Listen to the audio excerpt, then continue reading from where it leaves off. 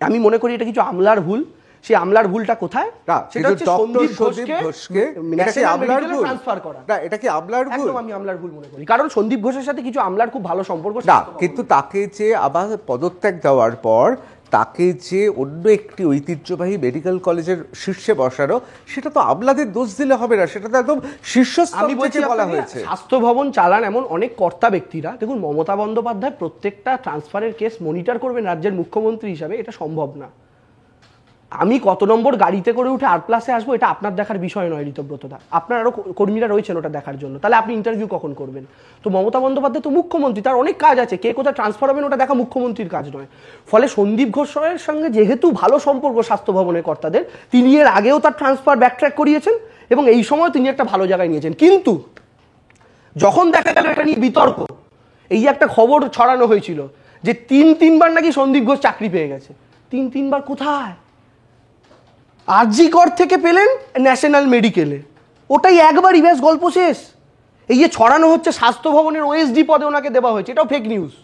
কোন স্বাস্থ্য ভবন আপনারা করেননি, আমি বলছি অধিকাংশ সংবাদ মাধ্যমে এটা খবর করেছিল। এবং কিন্তু দেবাংশু আপনি হয়তো ভাববেন যে ঋতব্রত ভট্টাচার্য দেবাংশু ভট্টাচার্যের থেকে বেশি মমতাপন্থী হয়ে গেলেন। মমতা বন্দ্যোপাধ্যায় একমাত্র মুখ্যমন্ত্রী যিনি ছোটোখাটো ব্যাপারগুলোও তার নজর এড়ায় না, এবং ডক্টর সন্দীপ ঘোষের মতো এইরকম হাই প্রোফাইল একজন অধ্যক্ষ, তাকে অন্য জায়গায় ট্রান্সফার করা হলো। স্বাস্থ্য ভবনের কার শরীরে কটা মাথা আছে, মুখ্যমন্ত্রীকে না জানিয়ে এটা সম্ভব না। আমি বলছি এটা হতো যদি বিতর্কের মধ্যগগনে থাকাকালীন এই ট্রান্সফারটা হতো। এই ট্রান্সফারটা হওয়ার পরে বিতর্কের সূত্রপাত। মানুষের মনে যে একটা কিছু মানুষের মনে যে একটা সন্দেহের ধারণা যে সরকার কাউকে বাঁচাতে চাইছে, এটা কখন থেকে ঢুকলো? যখন সরকার সন্দীপ ঘোষকে মেডিকেলে ট্রান্সফার করলো, তখন মনে হলো যে লোকটা ইস্তফা দিল, সেই লোকটাকে 5 ঘন্টার মধ্যে ট্রান্সফার করার কি দরকার। তারপর থেকে একে একে সেমিনার রুমের উল্টো দিকের ঘরের রিকনস্ট্রাকশন, তারপরে 14 তারিখে রাত্রিবেলা ভাঙচুর, এগুলো একে একে 2 2 2 3 করতে করতে লোকের মাথায় একটা মালা গাঁথা হলো। এটা হচ্ছে ব্যাপার। কিন্তু যদি এই ঘটনাটা হতো এই বিতর্কের মধ্যগগনে এসে, অবশ্যই মমতা বন্দ্যোপাধ্যায় সেখানে হস্তক্ষেপ করতেন, কিন্তু তখনও তো বিতর্কের কোনো জায়গা নেই।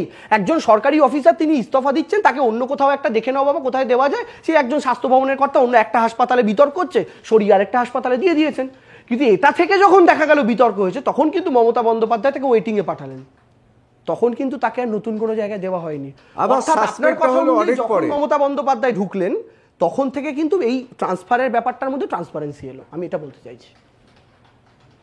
কিন্তু কোথাও মনে হচ্ছে না যে এই গোটা ঘটনায় সরকার পুরো ল্যাজে গবরে হয়ে গেছে? না, আমি কোথাও মনে করছি না ল্যাজে গবরে হয়ে গেছে বলতে একটা পারসেপশন তৈরি করার চেষ্টা হচ্ছে যে আমি আবার বলছি কয়েকটা আমাদেরই ভুল।